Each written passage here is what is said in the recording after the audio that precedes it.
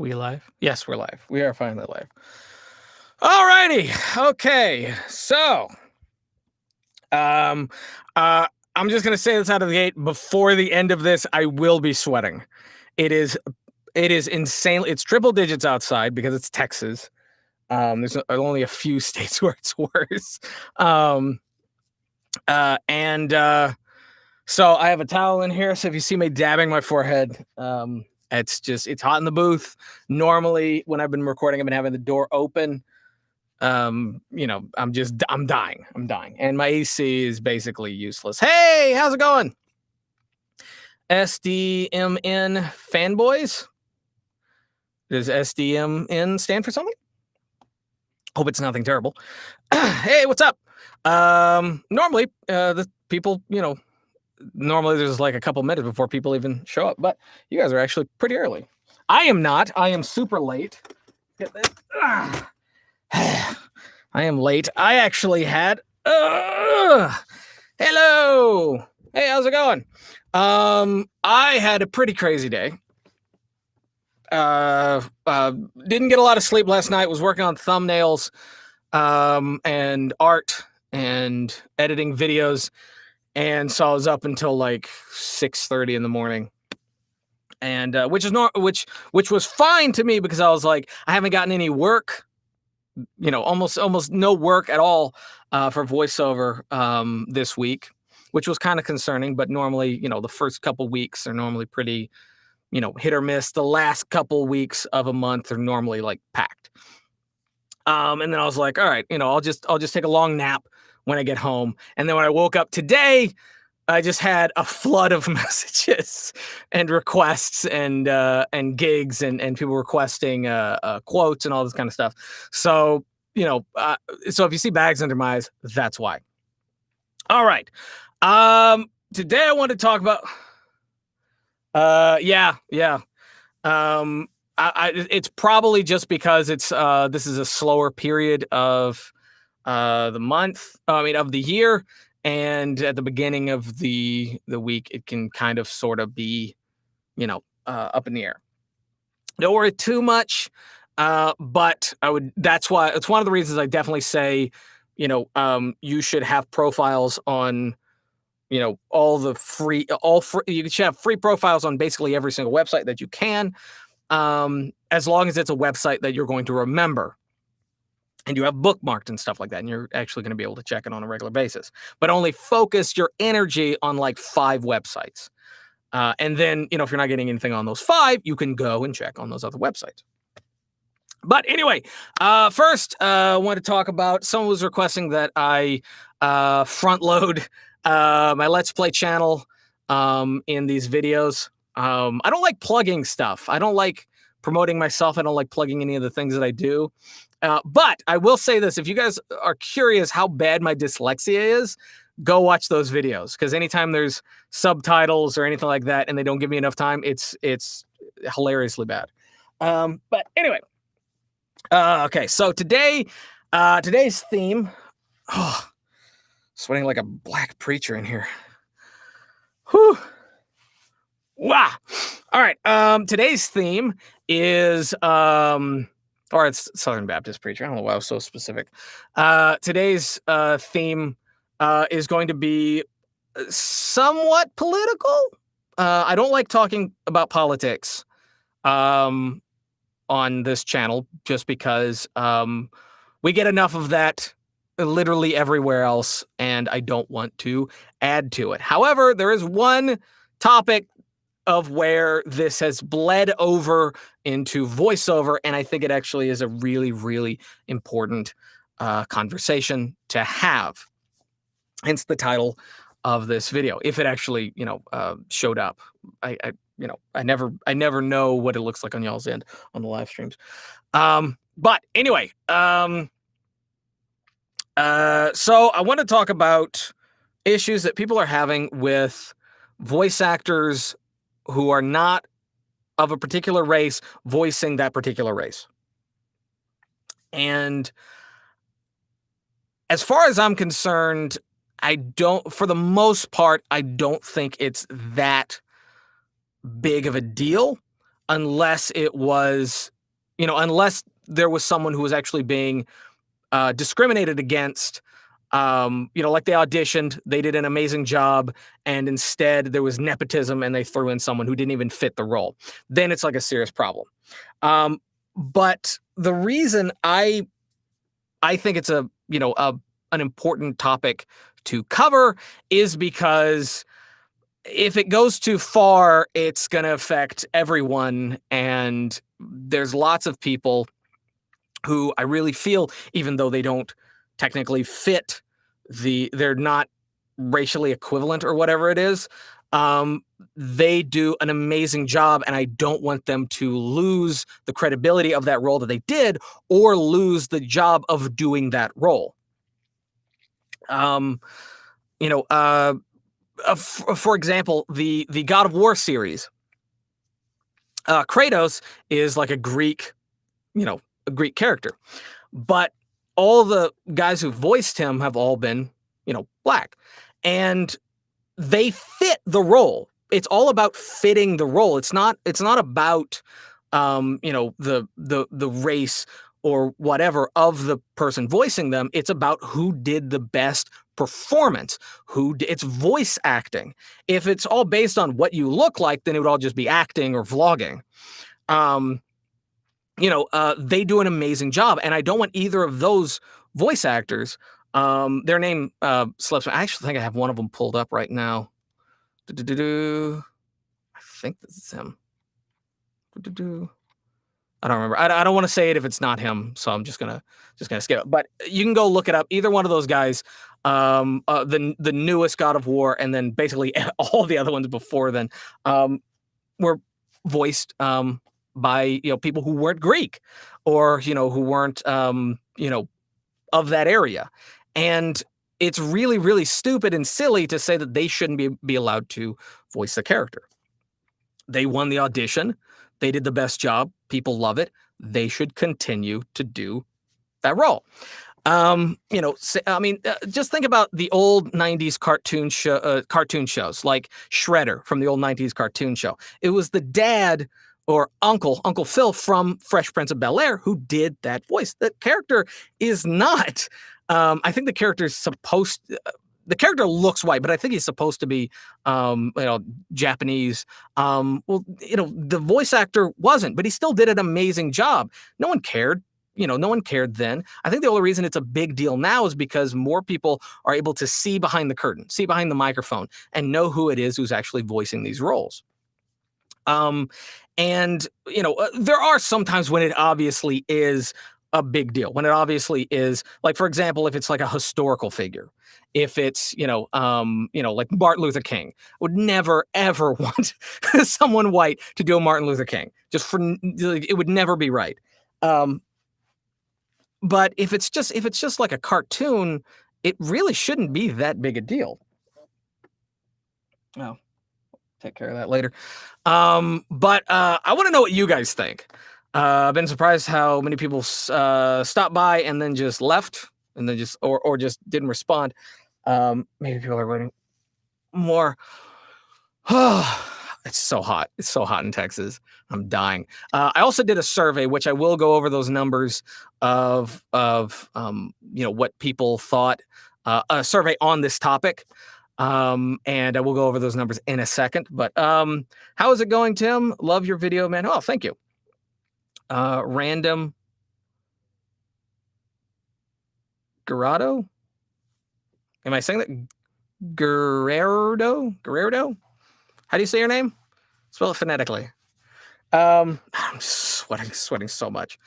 But yeah, so that's something that people have been getting upset over. And I don't want this to become, because one of two things is going to happen if we take this too far. One is that either one demographic is going to be, discriminated against for basically all roles except for the ones that they apply to, or everyone is just going to be segregated to their races. And I don't think that is healthy for anyone. it would make the industry a lot less friendly and a lot more, oh yeah, just a message, a lot more stressful and a lot more, I don't know, it would become a lot more political. The whole thing would become more political, and then it would become, you can't audition. You can't even audition for this. You can't even try, and all this kind of stuff. And then it would also become a question of, well, someone who's transgender who wants to audition for the role they identify for, do they still get to do that? That's where this road would take us. And I really don't want to, for the voiceover industry to go down this road. I mean, here's another example. James Earl Jones is, he's Vader. His voice is beautiful. He's a wonderful voice actor, and he made Vader. He just made Vader. He made it amazing and made it popular. Technically, the character is white. It's Anakin Skywalker in a suit. But all the people who've done the best job, pretty much everyone who's done Vader, except for I think one guy who was in like The Force Unleashed or something like that, have all been black, and they've all done an amazing job. If we go down this road, it would all have to be white people, right? And I don't think so. I don't think that would be right. I would be very much against that. See, some of my favorite voice actors, I was looking through their list. Phil Lamar, who was basically in almost every single cartoon of the 90s, and who, helped, build my childhood in a lot of great roles. I mean, he did Samurai Jack. He's done, Aquaman for a lot of stuff. He's an amazing voice actor, very prolific. He doesn't just do, black characters. He does, a good number of, other races, and he should be allowed to do that. He absolutely should be. And I don't want, him to no longer be offered that role. What was it? Gods Among Us, Justice League Gods Among Us, those games, Aquaman, he's Aquaman in that. Aquaman isn't black. And I don't want the next game or the next time they do it for it to not be him. He does an amazing job. It's great. He does an amazing, he's an amazing voice actor. He fits the role. And so, that's kind of on my mind. Let's see. Okay. Gerard Doe. Oh, okay. Gerard Doe. That makes sense. Random Gerard Doe. Just call me Jerry. All right, that's easier. I'll just call you Jerry then. Hello, what's up, everybody? Well, hello, Philip. Philippe. Is it Philippe with an E at the end? I think it is. I'm not positive. Well, how are you? How are you doing? I agree, man. I feel like if you do a good job, with a character, it doesn't matter who you are. Just my opinion, of course. And this is all just my opinion. It's all just my opinion, obviously. I do have to say, personally, like, it wouldn't really affect me. Some people were accusing me, it's like, oh, you're just mad because you wouldn't get any black roles. I don't get any black roles. I don't audition for black roles. I don't shoot for that. Nobody comes to me for that. It wouldn't affect me, really all that much. And I know there's the other side of the argument where people were like, well, can only cats voice cats? That's stupid, and that's not what we're talking about, so shut up.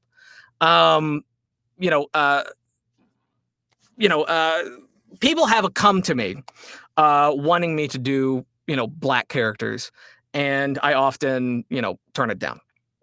I don't, it's not something that I shoot for. It's, nothing that'll really ever be part of my future career, and it's not something that I ever want to take on as far as roles. It's really more about the character, really more than anything, but at the same time, it's not something that I pursue, so it's not going to affect me personally. But I know that if we do go down this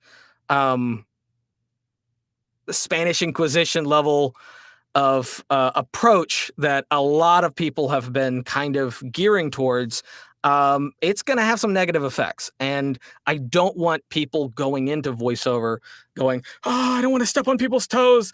Can I only do characters that look like me, that are my age, that are from my segment of the world? I want people to go into it thinking that if they do a good performance, that,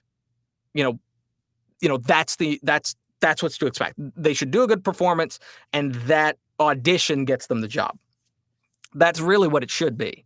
But again, eager to know what you guys think. It's really the only political topic that I'll ever really touch on this show, that I want to. Actually, I don't even want to touch this, but, it came up so many times, and, came a kind of a big deal, and there was some people like kind of worried about it. And so, yeah, I just wanted to let people know that I don't know what the sides are. I don't want there to be sides, but I'm for everyone getting along, and I'm for this ending positively. That's what I want. All right. All right. What else? Oh, I had a microphone that I was using recently that actually did a really, really good job of eliminating noise outside, because it's a small diaphragm. The only issue is that it was kind of bright, and I don't remember what I did with it. Oh, is it this one? Ah! Hoi. Can I get to it? Ah! This is just me being lazy. Oh. Whew. Alrighty. All right. It's this guy. So I think I've talked about this microphone before, once or twice. It's not one of my favorite microphones. It comes in a pack. Comes in a pair. So there's two of these. They're normally instrument mics. But this one has actually been pretty useful. I think it's like $110 for the two of them, and it is the Samson CO2. I've definitely done at least 2 videos on these. Maybe one that was just reviewing these and then some shootouts.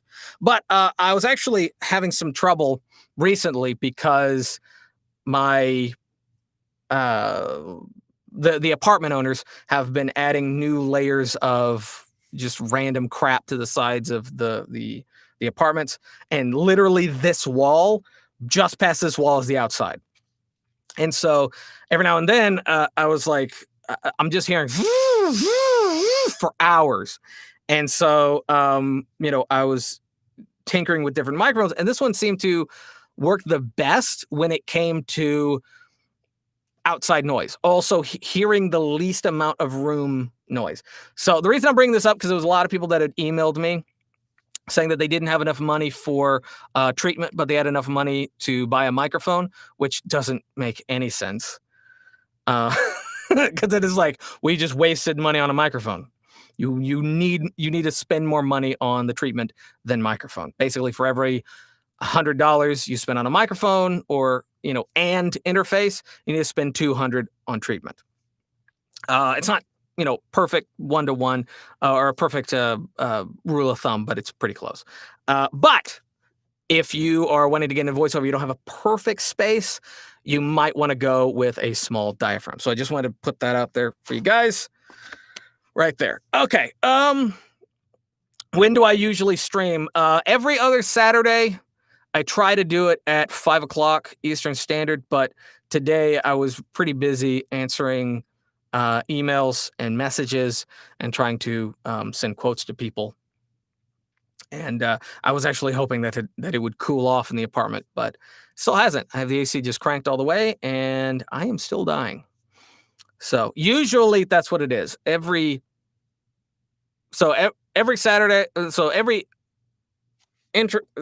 Saturday video following by live stream, following video, following live stream, that kind of thing. I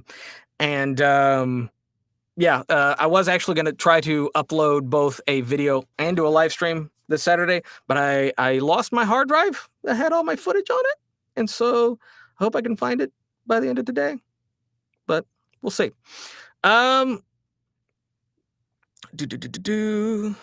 looks like it. What looks like it? Is hot over there. Yes, it's very hot over here. Is that the... Oh, the microphone? Is that the... Is that a microphone brand? I've never heard of that one. Octava? Octava? No. One thing I do like about these small diaphragms is that if something goes wrong, something wrong with either the capsule or this, you can literally just buy from the manufacturer the other part, and it'll probably be cheaper than replacing the whole microphone. So that is one thing. Downside is it's hard to get back on for no reason whatsoever. Oh my God. What? Why aren't you going back on? All right, let's get some more questions.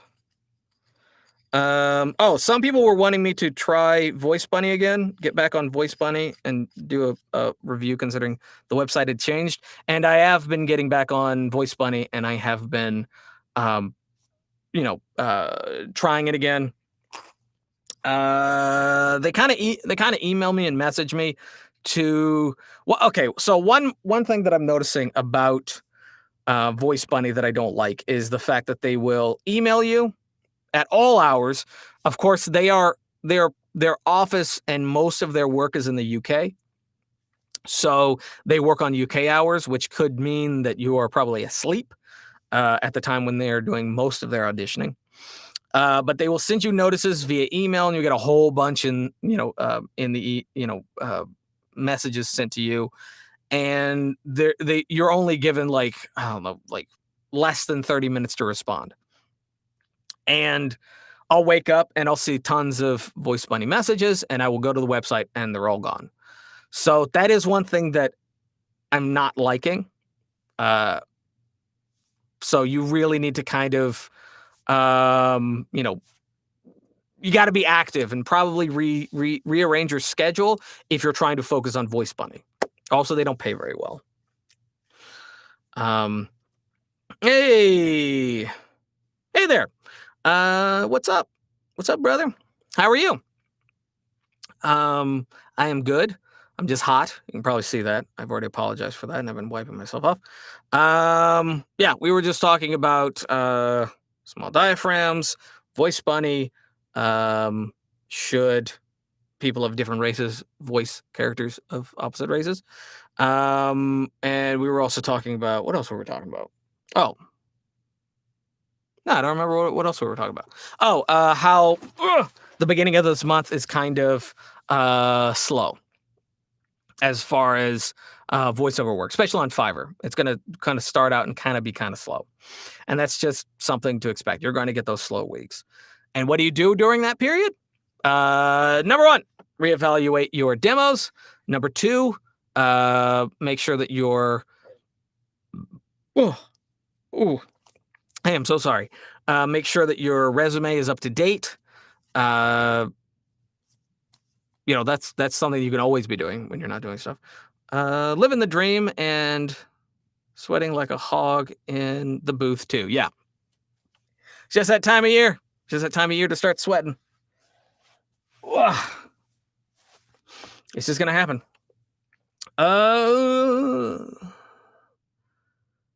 Voice Bunny, question mark? Yes, we're talking about Voice Bunny. If you don't know what it is, you can go check it out. Okay, so one thing that I do like about Voice Bunny, if you're wondering if your space and if your audio quality and your mic technique is good, go and try to create a profile with Voice Bunny. They're actually pretty strict. Their standards aren't as high as mine are. If you were to ask me, I would definitely push you further.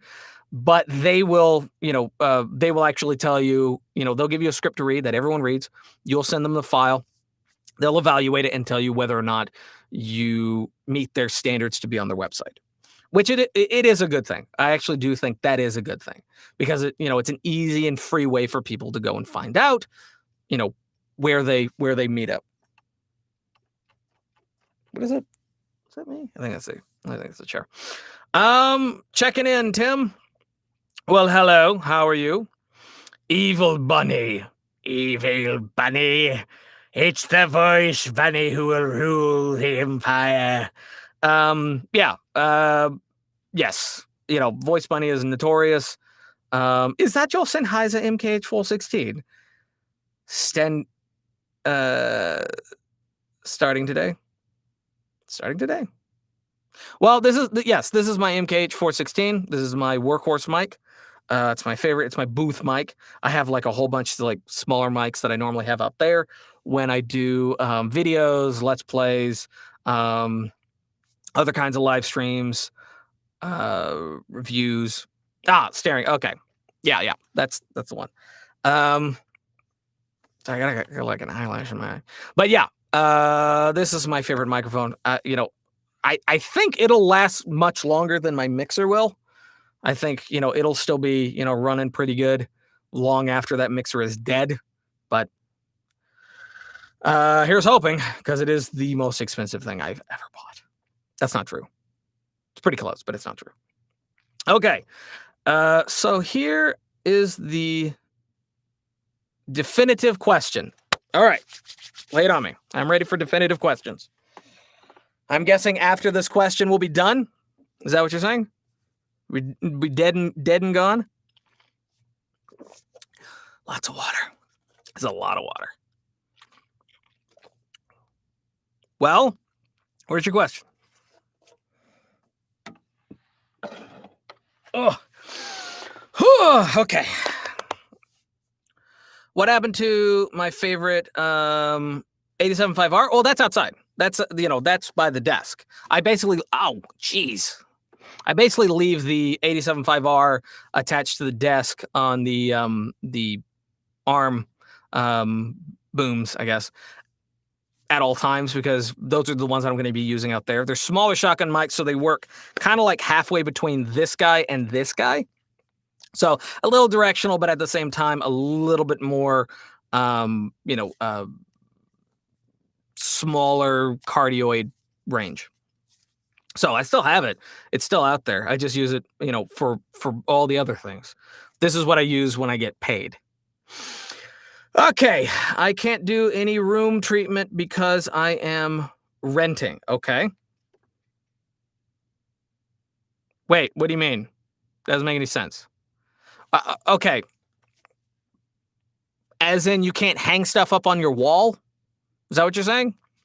Because you can still treat your space even without putting anything on the wall. You can still treat it. I'm assuming you're thinking of things like spray on adhesive. Yeah, that's probably bad because that will take off a huge chunk of wall. If they're not even letting you put up picture frames, that's kind of weird. It's kind of weird.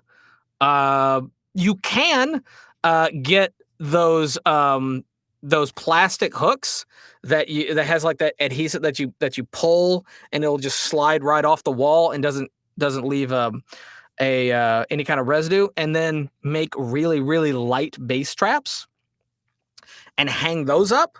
You could do something like that. That wouldn't be very destructive to the walls. And then, yes, as Greg has mentioned, blankets and PVC pipe, or you can even just get like mic stands, and then just hang those up. But you can make a little tent. You can, you can do a lot more than just putting adhesive or ripping out the drywall and filling it with an insulation.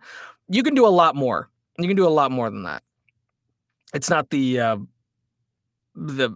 end all be all of what you can and cannot do in an apartment. I mean, I get it. Don't get me wrong. Totally get it. Okay. Let's see. Staple foam as well. Use a closet. Staple. I guess the question is, how strict is his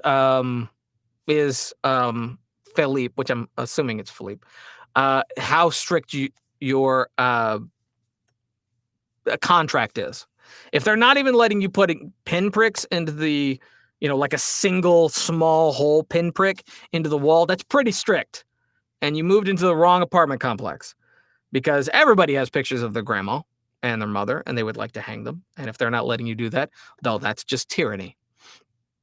I would say, yeah, you could probably do the tacks or staples. You obviously can't go too crazy with it.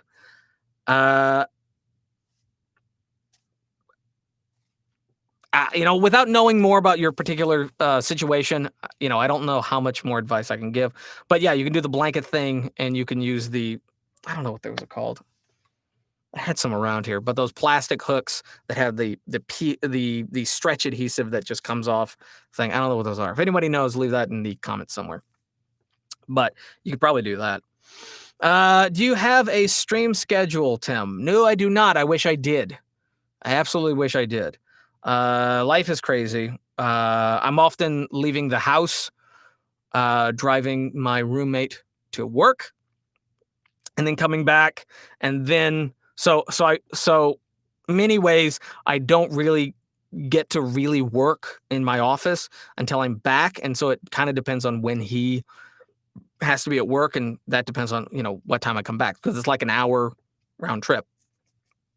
So if he goes into work at 3, I don't get back until like after 4.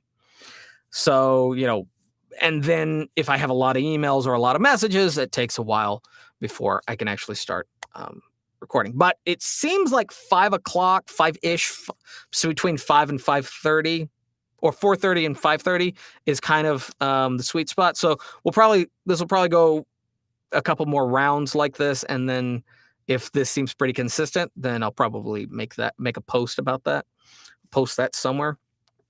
But as of right now, no. Okay, another thing you can do is attach foam to cardboard tile. Okay, and use push pins.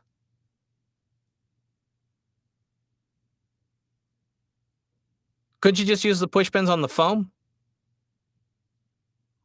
What's the interesting. What's the difference? To connect them to the wall, usually there's space. I would have just used the push pin on the foam, because I don't think the cardboard actually creates any kind of sound barrier. So I don't know if that adds or takes away. Interesting. I've never heard of that. You can. I'm guessing YouTube, PVC DIY sound booth. Yeah, that's what he's saying. Yeah, there's tons of videos on that, all over the place. I actually have a couple of videos on creating sound booths, on the go, on the road, and all kinds of different. Toothpaste can fix all those holes. What? Is this like Big Fat Greek Wedding, where it's always like the Windex thing? Is that what's going on here?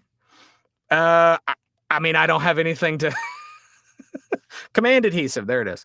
I mean, I don't have anything to say against using toothpaste. I've just never thought of that. Very interesting. Here we go. Life hacks for everybody. You see over here in Portugal, drywall is very rare.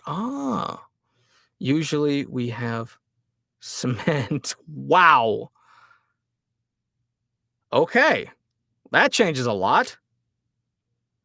Well, I mean, if it's concrete, then you can use, a good number of adhesives, because you're probably not going to be doing any damage to the concrete. I mean, you might be taking the paint off if there's a paint layer over the concrete. But yeah, I mean,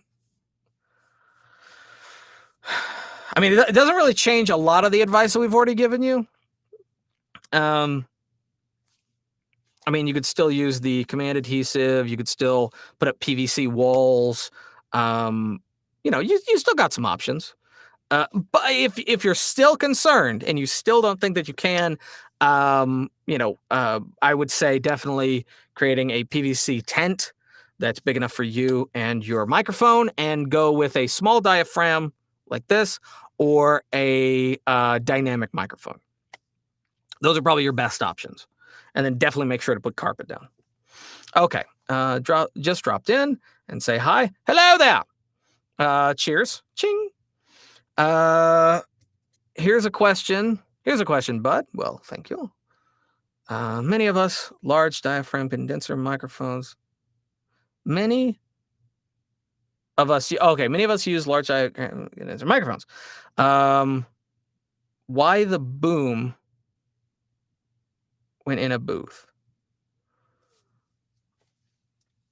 Oh, okay. Why is it so boomy or bassy when you have a large diaphragm microphone in a booth? Is that the question? That is the bass. So, okay, so there's multiple things to treat. First is obviously, people think soundproofing and sound treatment are the same. They're not. Soundproofing is when you're trying to prevent all sound from outside where you're recording from getting in, as well as all sound from the inside getting out. So you're not disturbing people when you're yelling and stuff like that. And then there's sound treatment, which is basically two kinds of things, which is eliminating reverb, which is standing waves. A sound wave is just vibrating air. And with, acoustic panels, the foam, the way it's designed, it's not a flat surface, so you're not going to get, a flat bounce back. So the sound wave isn't going to be bouncing back and forth. And the curve makes it where the sound wave, if it hits this, bounces off in all kinds of directions and then splits off. It's like when you throw a pebble into water and it's just a smooth bowl. The waves are even, they're equal. But if you put all kinds of like sticks and other things in there, and then you drop the pebble in there, it's just randomized. That's basically it. However, even if the sound waves are broken up like that, you may still get the bass, which is the very, very low tone that just kind of builds in a corner and just keeps bouncing around and then just becomes. And the best way of getting rid of that is to use something like a bass trap, which I have above me, but you can't really see it all that well. But it's more designed to grab the bass, the low bass, and basically hold on to it and prevent it from getting out. Let's see, move forward. No bass is a no boom. Oh. Well, I just went on to 5-minute useless diatribe. Well, they're good. Okay. No boom as in shotgun mic. Okay. So I'll answer your actual question now. Okay. So why do a lot of people use shotgun mics? A lot of voice actors use shotgun mics instead of large diaphragms because it's a small diaphragm. Is a lot of it is because of, well, if they're similar to me and why I use a shotgun mic is because of the imperfect sound treatment. This isn't perfect. There's still noise leaking in, and there is still a little bit of bass that bounce around, mostly up top.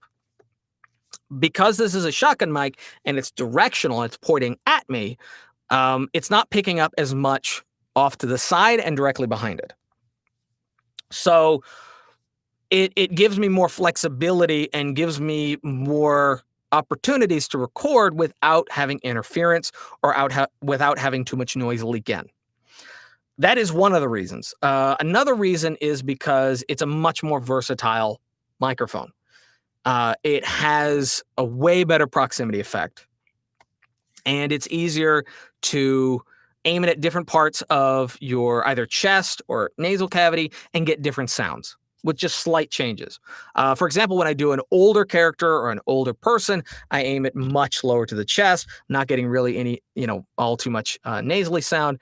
And so you get that, that lower frequency. When I'm doing something younger, I aim it up higher and you're not getting as much of the chest noise. So it's almost like EQing with just the microphone. That is another reason. A third reason is because this microphone is one of the cheaper industry standards. One of the leading industries, probably the leading industry standard, is the overpriced, overhyped, overrated Neumann U87, which has been the microphone for, gosh, hundreds of years. For not hundreds, but for a very long time. Since time immemorial, it's been the standard. Well, this microphone, the Sennheiser MKH416, it's $1,000. That one is like $4,000 to $6,000, and it is these two microphones. If you were to record someone in one studio with that microphone and record someone on this microphone in another studio, they will actually easily mix. You can actually mix them together and them sound like they were recorded in the same booth because they're both of equal or the same quality. I think another industry standard is the, what is it? It's another Neumann TLM 103, I think, is another, it's either TLM 103 or TLM 104. It's another pretty common industry standard microphone. All of them basically match pretty well. Okay. I hope that answered your question. You're like, no, that's not what I was talking about. I really, I really hope I actually answered that. But yeah, that's why a lot of them do that. Especially people that do things like commercials. This is actually a really good microphone for commercials, especially radio spots as well. It's also very well balanced. All of its frequencies are very well balanced, and it just sounds great. It just really, really sounds great. Not a lot of people use it for character work. I use it for character work because I do character work and I have it. But it actually can be used for character work. There's lots of studios that use it for character work, but it's not the first thing that people think of when they think of character work. There you go. All right, I'm going to see if let's see if there's any other questions I missed. Okay, if you have only cement, the PVC blanket, yes. Okay, if you have only, why did I read the exact same thing again? No, the hole in the wall can be filled with white toothpaste. Okay. Spackle is also available. Don't they make stuff to fill that in? I mean, I guess you can use toothpaste. I mean, it now scares me about toothpaste. If they made them with spackle, yeah. Oh, staple. Oh, if they put them up with staples. Okay. All right.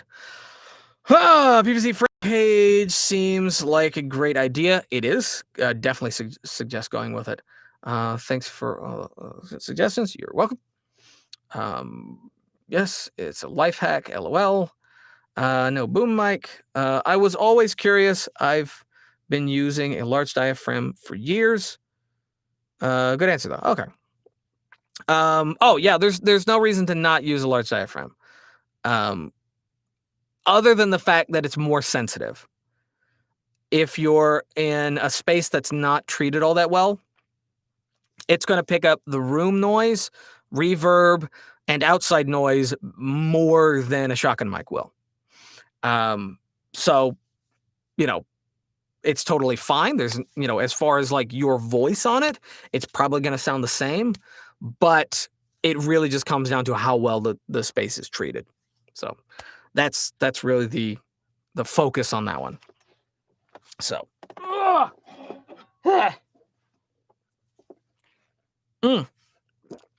it's good stuff.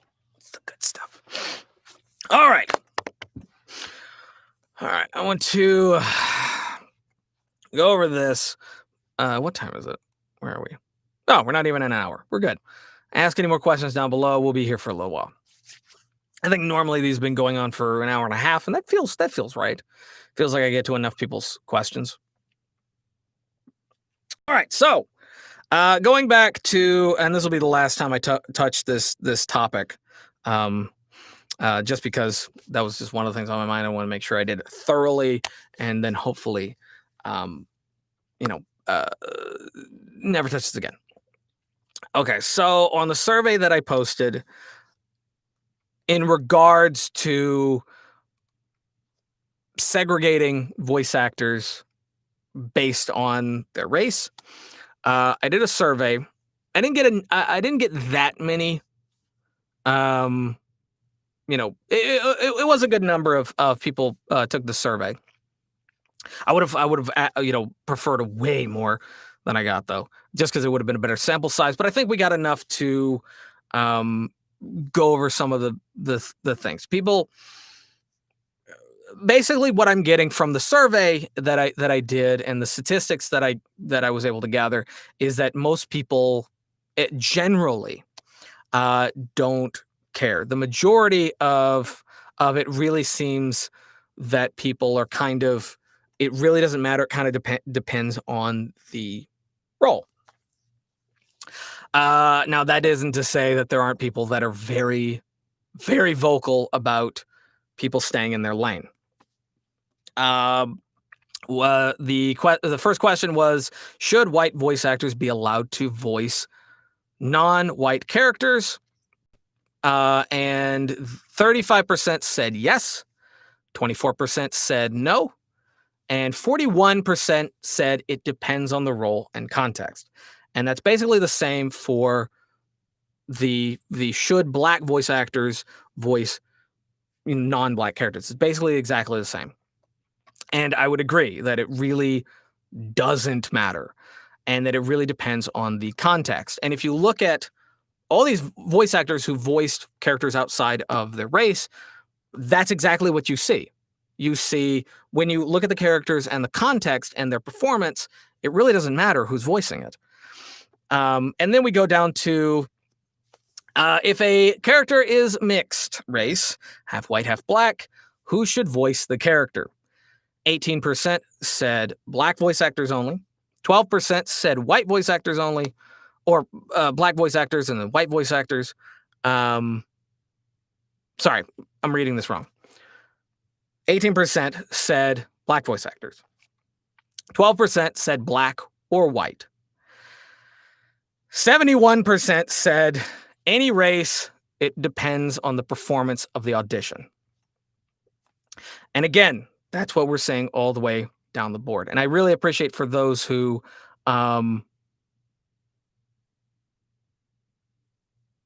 what? How much should be charged on VB? Oh, Voice Bunny. How much should be charged on Voice Bunny? More.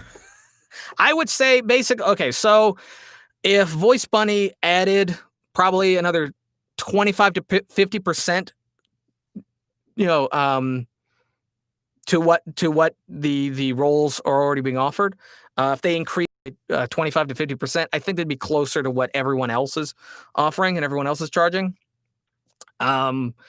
So also, I don't know how much they're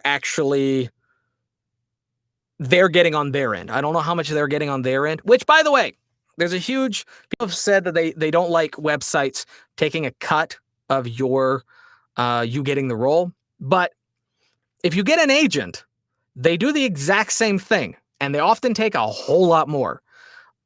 And so does SAG. So if you're a SAG voice actor and you have an agent and a manager, they will take way more than these websites do. So it's normally not that big a deal on my end, on my opinion. That's going to happen regardless. The only time that's not going to happen is if you are communicating with the client on your own, which is why things like, Fiverr, or places where you can just post your resume and say, hey, contact me. Those are the ones that I normally lean a little bit more heavy. But anyway, what was I saying? But one positive thing to Voice Bunny is that they do pay you for auditioning. If you audition, you do get paid. It's not a lot. It's normally between $3 and $8. But let's say you do 10 auditions, a day, and maybe so there's only 3 days that you actually audition a Voice Bunny. That's probably worth your time. The auditions aren't very long, so there you go. That's an answer on that. Any answer with only is racist. Yes, any answer with only is racist. I would agree. especially when we're not looking at the context of the characters.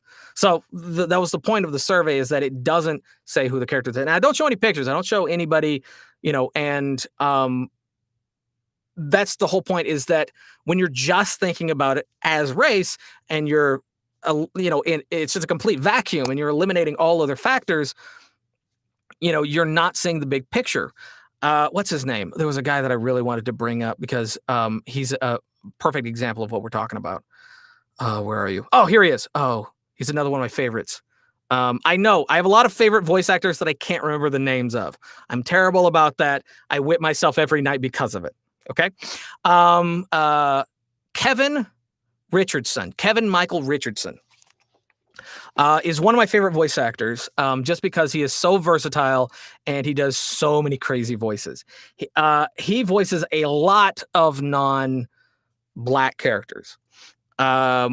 He did the Joker for the Batman. So it was I think it was like the first Batman animated series after the Batman animated series, and they didn't want Mark Hamill. They didn't want a Mark Hamill Joker. They wanted something different. And he was actually kind of reluctant to do it because he was like, that's a white character. And Mark Hamill really nailed it. I really don't want to do this. And, people really encouraged him to do it. He did it and he won an Emmy. He deserved it. He did a great job. This world of you can only do it if you're fill in the blank would have prevented him from doing that, and would prevent him from being able to do similar characters. And that's just a prime example. He also did Barney Rubble. He does Barney Rubble a lot, which is obviously, not a black character. And he just has a very long list of characters that he's done that's not his race. And I don't want to take that away from him. I wouldn't want to take that away from anyone. If they nailed the performance and the context is respectful, then there shouldn't be any problem with it. But all right. It asked me, how much will I charge? I don't know. That's what you're asking. Oh, okay. I thought you were talking about like the gigs. Are you on other websites? Are you on other websites where you list your prices? Because if you are, you need to keep them consistent. You need to have a standard rate that you keep consistent on all the websites. Because otherwise, if people know who you are and they find you, they're only going to go to you on the one where you charge the least. So make sure they're all consistent. So do you have any other websites where you charge? That's my question. How much should I put on the thing? If you allow my option on that subject, it is really difficult to understand.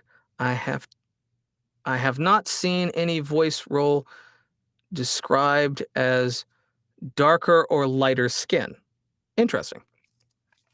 I actually have seen auditions where it actually goes a little bit more specific in kind of the person's tone, skin tone. But that's also kind of more in that's not really the kind of thing that you would see normally listed on things like Voice Bunny, Voice123, Voices.com, Badalgo, and that kind of thing. It's kind of more or less something that you would see as like just an individual post, or maybe something that you might see on Casting Call Club, castingcall.club. You might see some more of that there.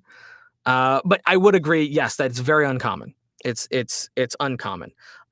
So again, that would be a matter of context. That again is a matter of context. Who is this character? What have they gone through? What's their personality? All this kind of stuff. Then that's going to depict their voice. That's going to depict their voice. And then the question is, can you do that voice? That's what I'd say on that. Hello, seeing Bays. I'm not even going to try that. I'm sorry. But seething, I guess. Well, hello. Okay. No, just started. Help me. Okay. Email me and I will send you a rate sheet. If you email me at funnyguytimmy@gmail.com, I will send you. I have a Excel spreadsheet of how I tally up my prices. You don't have to go exactly to that. That's just how I do it. In fact, I don't know if it's completely updated, but it does show you how I break everything down. And what you can do is you can put in numbers, you can type in stuff, and it will fill in the blank and it will tally it up all down below. Evaluate that, see if that works for you, and if that does, then you can go off that. So that's what I'd suggest. It's probably the easiest way. Oh, it's Beetlejuice.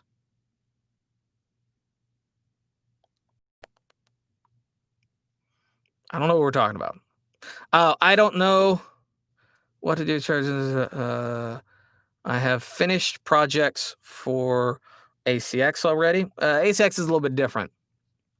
What you would charge for something like audiobook is a little bit different than what you charge for most other things, because audiobook is a little bit trickier because it's not as much performance as it is, like, people know that you're reading. And if you sound like you're reading and doing an audiobook, it's fine. But if you sound like you're reading and you're doing really anything else, it's not okay. Also on ACX, you get to negotiate directly with the client, the author normally, and so you get to kind of like work a little bit on that. Can I get something off my chest? Yes, you can, as long as it's not perverted. I just have to say that from last live stream. Hello, everybody. Hi, everybody. Oh. Oh.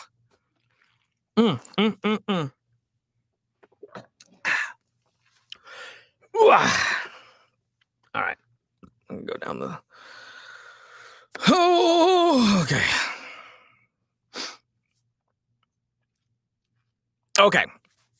And if we go down to should we recast characters?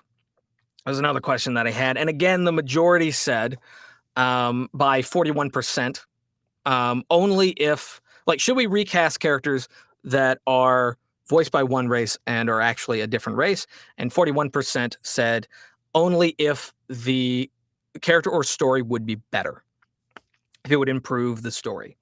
And I would agree. Now, I think some people on that one voiced their opinion in kind of leaning a little bit more political. So that's why, I mean, well, that's going to happen through this entire survey. But the majority shows that most people, don't care. It doesn't bother them.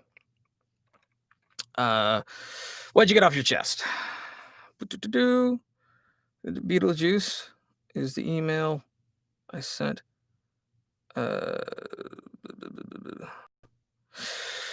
I'm white and I do a great old black dude voice.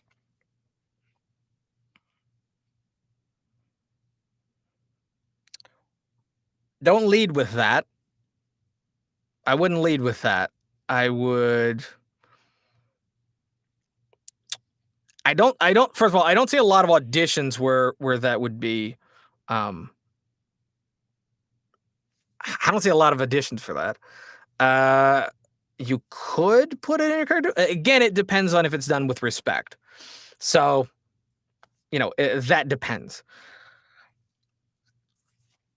But my name is Anthony, and I'm 16. I live with my boyfriend.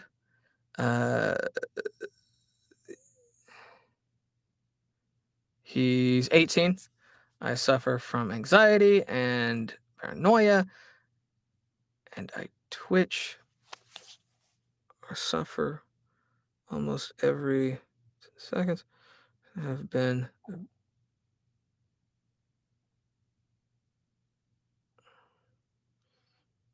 He's been abusing you.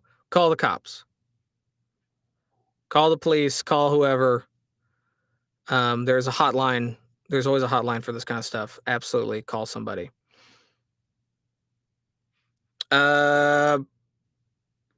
also call your family. Go to your family right now. Stop this chat. Call your family and call the police. Absolutely. Those two things need to happen right now. Like right now. So do those things.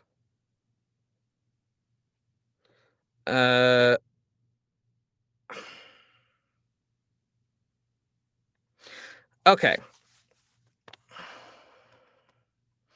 Stop typing right now. Stop typing and take care of those things. Period.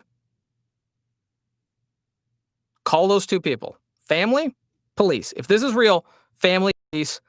Outside of that, don't text, don't type. Deal with those things right now. You hear me? Period. Okay.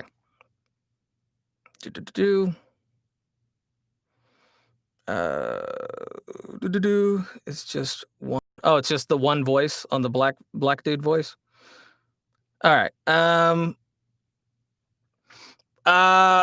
think it is a good thing. I think it actually is something that you could do. It's something that you could use and utilize, again, if it's done with respect. However, don't lead with that. You need to lead with your versatility, not particular voices that you do. You need to lead with, your skill. You need so basically a voiceover demo doesn't show people the buffet of voices you can do. It shows them where your range is. It shows them your versatility. It shows them that you have the ability to go from this to that to this to that. I can do a lot of accents. I can do really crazy, high pitch. I can do really low and subtle. That's what it shows. If it's a good example of one of those things, like a lower pitch, whatever that voice fills that niche, and then you'd show also in the demo something that's more or less the opposite. It shows people your range. So you're not showing people these are the voices I will do for you. So you're not necessarily leading with that voice. So basically ignore that. You're not really leading with that voice. That's what you got to do. Let's see.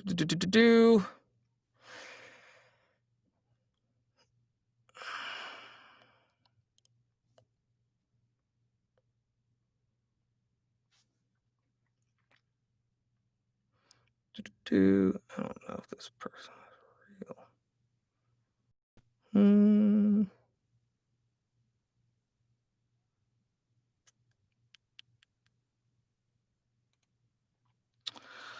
All right. Okay.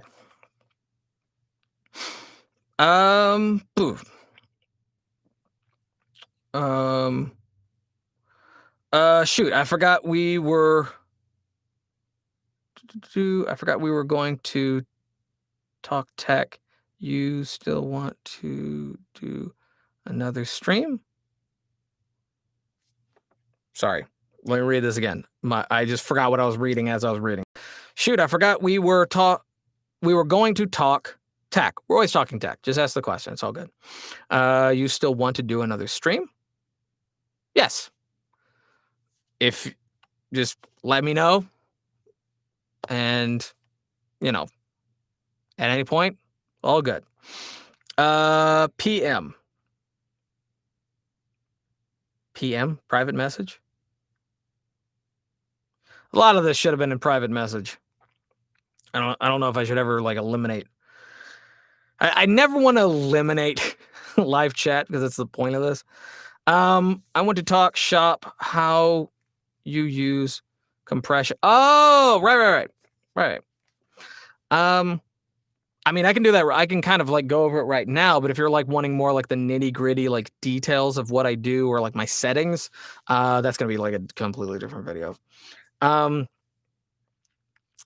far as compression, it's something that is very, very very, very useful. But it's not completely necessary. I would say if you're doing a lot of character work like I do, then it's very useful. If you don't do a lot of character work, you don't need it. If you're only doing things like audiobook or commercials or anything where your tone or your read is pretty consistent across the board, you don't really need it. But if you're doing a lot of character work and you're going up and down and you're changing energy and you're changing speed and you're changing rhythm and sometimes you're yelling, sometimes you're being quiet, and you don't want to constantly be over here adjusting this like on the fly, then yes, compression is very useful. However, don't use a lot of compression. Here, I'm actually going to turn. So I have this kind of just shy of halfway. I'm going to turn this all the way up and you'll see how weird it sounds. Hey, Bob. How's it going? Light compression on voice, then master with limiting. I don't really use limiters. I use a little bit of compression, a little bit, but this is what it sounds like when you use compression basically all the way. Because then when you talk really quiet, it sounds the same as when you're yelling and nothing, no volume goes. It's like this. I find it really, really distracting, really, really weird because everything just kind of, it's going too much. It's going too much up and down.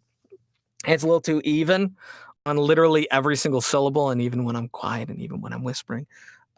So I really don't go much further than like halfway, which gives me enough to kind of smoothen off anything that would have been peaking. I always do light compression in the studio, and then I do light compression in the editing. And the reason I don't do too much of both, because if one of them was too much, then, then I can't, like, if it's too much on here, then it's over. If it's too much on there, I mean, if there's none here and it's too much on there, then there's nothing I can do about it. But if it's a little bit here, it's not going to hurt anything. Any voice, speech, click, or noise are also amplified. Yes, absolutely. Totally correct. Nailed it. Yeah, that's another great thing to keep in mind when doing compression for the coffee funds, dude. Yes, coffee. I really wish I drank more coffee. Just because every now and then I'm like, why am I so tired? And I don't need to be tired. So I just need to drink more coffee. I've never been a coffee person. My dad was a huge coffee person. Just black coffee just in the morning, black coffee. Actually, no, he would add cream. He would add cream, but he was okay drinking just straight black coffee. And I hated the smell. I never liked the taste. Even when I go out and hang out with people, I never liked the I never liked the smell in it. I hate coffee shops. I'm sorry. So when do you get rid of the clicks? Great question. 2 places. Before you hit record, and then you can manually remove them. I think I actually have 2 videos on removing clicks. And what I mean beforehand is, number 1, it's always a good idea to eat something light before going into the studio so you don't have stomach grumbling. And so you're always going to have something in your teeth. You're always going to have something in your mouth.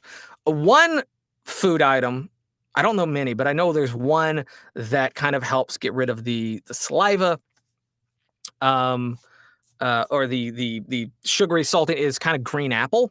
I think James Arnold Taylor does a lot. He's often eating like green apple before getting into the studio.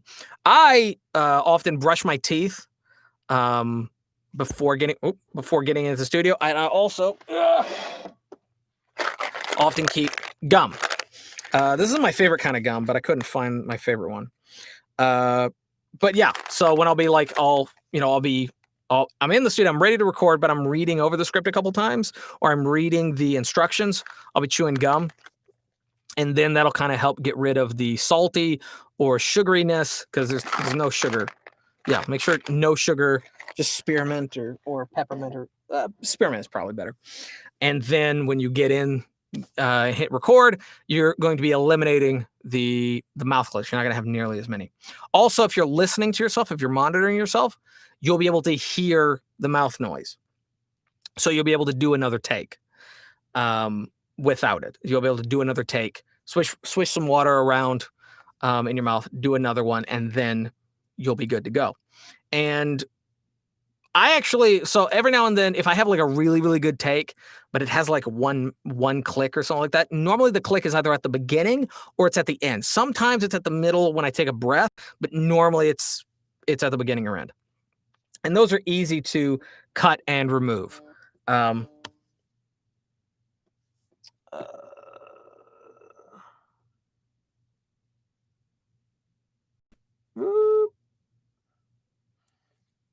have to call him back. Yeah, we're gonna be ending here soon because I am actually gonna have to head out. So I'm gonna phone calls like crazy. But yeah, so you can actually just cut those out. Pretty much any voice recording program, you can easily just cut out mouth clicks pretty easily. All right. I've heard young, old, professional, casual. I've heard young, old, professional, casual. But I sometimes hear these overly playful, clown-like voice ads on the radio. Yeah, radio ads suck. Even when it is not needed. Yeah, exactly. The radio ads suck. Okay, so here's why. Okay. I need to take any approaches with caution. So I've gotten into a little bit of hot water before saying that radio voice actors are not voice actors. And I necessarily mean that. I don't mean people who do gigs for radio. But a lot of the times, a lot of radio spots are recorded by the people who work in the radio station. And those are not voice actors. They're not professional voice actors. That's just it. And a lot of them just write and record their own copy for their own radio station. Sometimes a company will need them to do.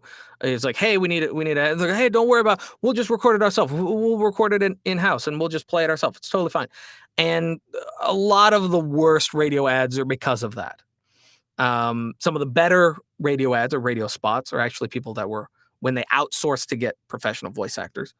But the ones that are the worst, normally from what I found, that's why. So there we go. It's important to develop a delivery free of mouth noise. Yes, I think so. I think I understand what you're saying. Yes, it is important to be able to, record without mouth noise. Your goal is to get to a point where you can record something without doing any editing and send it to a client as is. The editing is always something that we end up having to do, but you want to get to a point where you shouldn't have to do it, where it's actually so good you can actually just send it as is.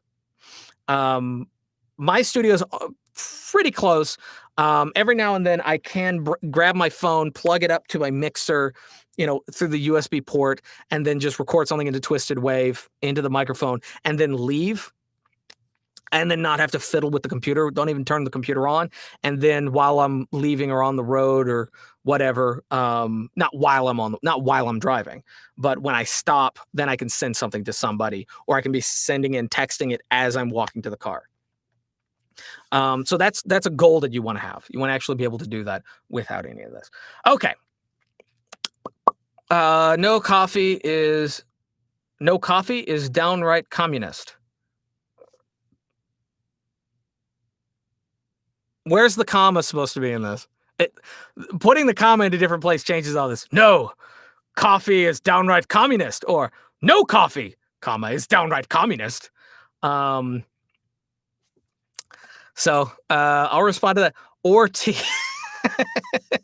Or tea. Yes, either way. I'm more of a tea drinker than I am a coffee drinker, but I would say I drink both an equal amount of hardly ever. Okay.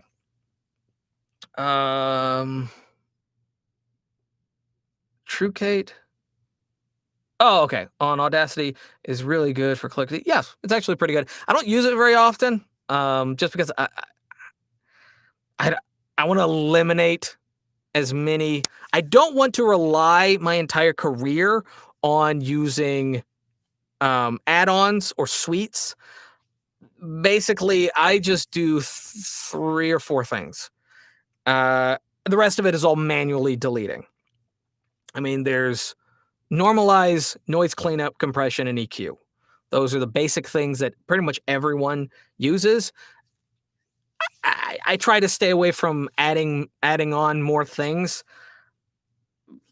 That's just me. I mean, if it works for you, it works for you. I'm not gonna say you can't. I'm just saying for me. Oh man, when my tummy rumbles, that takes. Oh yes, it does. Yes, that's why you have to eat at least a little something. I got a Neumann NT2A. Nice. Any opinions on it? I think I've reviewed that. Let me double check. I'm going to double check that real quick. Find out which, because I know I've reviewed one of the Rode large diaphragm mics, and I don't remember which one it is. I I'm not going to say that I didn't like it, if it's the one that I think it is.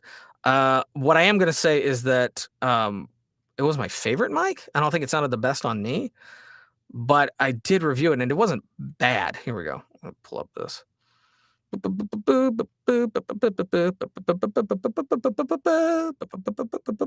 Okay, NT1. I reviewed the NT1. I don't even think it was the NT1A. So I've never reviewed that one. No thoughts, no opinions.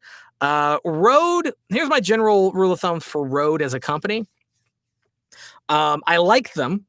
Don't get me wrong, but their first generation of anything, whether it's their shotgun mic, their lavalier, their large diaphragm, their first generation of anything is normally pretty bad.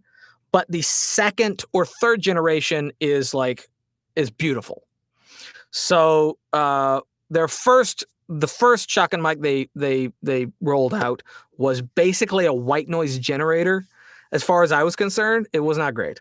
It was not flattering, and it was basically perfect for people that were getting into film, but not professionally, like just recording stuff, in their own house or something like that. Price range was totally that. Their lavaliers, their first generation lavaliers were garbage. So it's always like the second or third generation. So if it's the 3 or 4 generations down, it's probably pretty good based on their track record. But I have no actual opinion. iBrush 2, it works really well. Cool. Hall's cough candies. Ooh. Like the throat lozenges. I have a whole bunch of those, like the honey and lemon ones. I like those ones. Those work really, really well when I'm doing like screaming characters, which I do a lot, and I have to make sure that I'm not just destroying my voice. I use fade out, crossfade in Reaper to remove issues. Okay. Okay. So you do a little fade in or fade out at the beginning and the end of that recorded line to try to cut off the stuff on the end. Yeah, you can do that. I wouldn't say rely on that too much, because one thing that I have noticed, and this is a problem that I used to have a lot, is that the beginning of my sentence would be too soft. So only do that if you have clarity throughout the whole thing, because otherwise you just be adding to the problem. That's a good question. Is it free? I don't know. It removes the empty space in the recording. It's a noise gate. It's a noise gate. Okay. It is free. Okay, cool. I don't use noise gates. I don't like noise gates. I have a bad history with noise gates. But again, if it works for you, it works for you. Takes I love using. Okay, good. Okay, cool. Well, good. Well, if it works for you, all the better. Hope it knocks it out of the park. If you have an Android, what to use besides Twisted Wave? Okay, I actually looked this up. I have to look this up again because I don't remember what it was called, but I did actually look up this question, and I actually found something that was find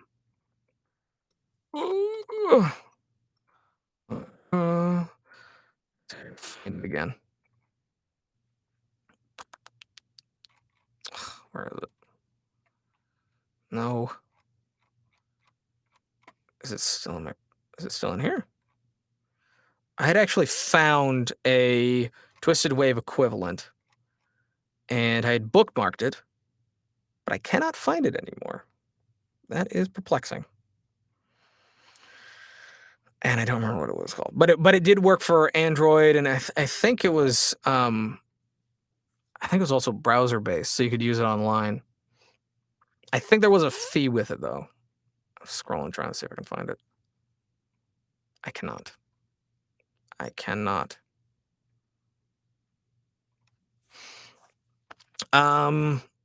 don't know. I don't own any Androids, so it's very, very hard for me to oh, was it this? No. That's just built into Windows. No. Yeah, I can't really say because I don't have any on hand. I do know there are some though. I will try to do that. Try Reaper as your DAW. I have tried it. I did not enjoy it. I did not like it, and I walked away from it. But I did try it, and for those who I do know a couple of people that use it as their predominant DAW, and they love it. And I can see why they would. I can see why they would love it, but I don't know. I just didn't like it. Maybe I just didn't understand it. Maybe the hotkeys and the tab placement was weird for me. I don't know. What mic is the most like the shotgun you have now, but is cheaper? Oh, do you have any other shotgun mics? Oh. I may have one.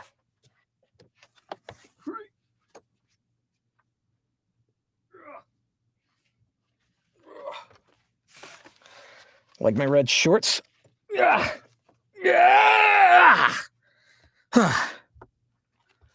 None of those sounds were necessary. I just wanted to do that.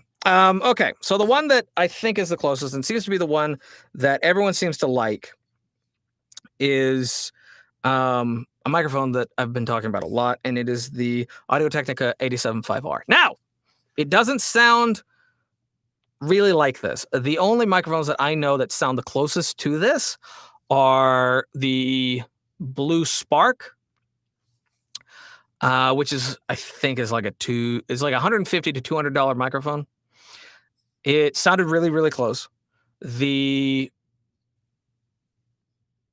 Neumann TLM 103, I think it's close to this, but that one I think is like a $600 microphone, maybe. And this is $1,000, so all those are less. But I would say this is a good alternative, a good option. Which this I think is 160, 170 normally. So probably of the ones I've just mentioned is probably pretty good. I have been able to get pretty close to matching this microphone with my MXL 991. Seems to be pretty good. Which comes in a set of, it's like $100, so technically it's like a $50 microphone.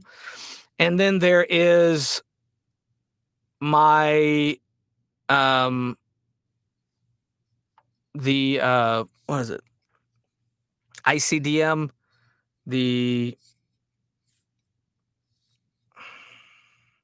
I think it's the ISK ICDM handheld dynamic microphone. Sounds pretty good. Sounds pretty close.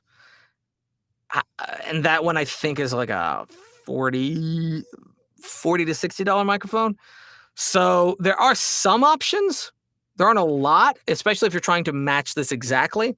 I think as far as matching this exactly, you're probably looking at a $250 microphone that's known as the Synco Mic D2. That one is the closest, period. It's not the cheapest option, and I don't know about its reliability because it is kind of a lesser known company. It's not necessarily a name brand, but it is a really, really close clone of this microphone. I know a few people who've used it and love it. I don't know how long it'll last. This one has longevity. I don't know if that one has longevity. So, and I haven't personally reviewed it, so I can't really say it or suggest it. So there you go. All right, getting down to the last questions, and then we'll just call it a day. Fade in, fade out automatically in Reaper. Yes, that's the twisted what? That's the the noise gate. That's noise gate. Gotta go. I'll try to stay for next one, but it's all good. It's all good. I was wrapping up anyway. Don't feel bad. It's automatic on Adobe Audition too. Yes. However, Adobe Audition does cost, I don't remember how much it is. I think it's like $57 a month for the entire suite, or it's like $10 for just Adobe Audition a month, something like that. So in the long run, that's quite a bit. But yeah, I think that's it for the questions. But wrapping up the more political topic. I hope we're all together on this with each other. In the sense of that we're not going at people based on immutable traits for any reason, on either side, for any reason. The only reason someone should get or should lose a role should be based on performance, period. And if it's done with respect and within the context of the character and the scene, then we really shouldn't be hating on other people. We really shouldn't be trying to trash other people or have their jobs ruined or have their roles taken away from them, especially if they earned it and we didn't. Especially if they outperformed us and we didn't. The world of voiceover is getting bigger. There are actually more than enough jobs for all of us. There actually are. The reason that a lot of us aren't getting those jobs is not because there aren't enough roles. Most of it is because that some of us aren't up to the standards, whether for audio quality or availability, that some studios would want, or we, just didn't understand the character enough. We just didn't perform. We didn't have the performance skill that they were looking for. That's what most of the time we don't get the roles for. It's not some big Illuminati scheme that's ruining our lives. It's nothing like that. So that's it. Please be kind to each other.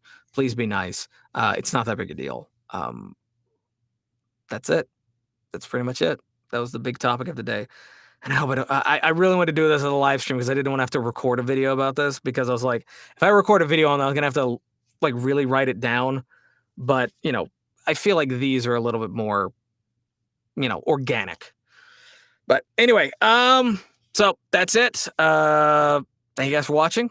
And if you want to ask any more questions, leave those down in the comment section below. Subscribe if you're new. Please subscribe if you're new.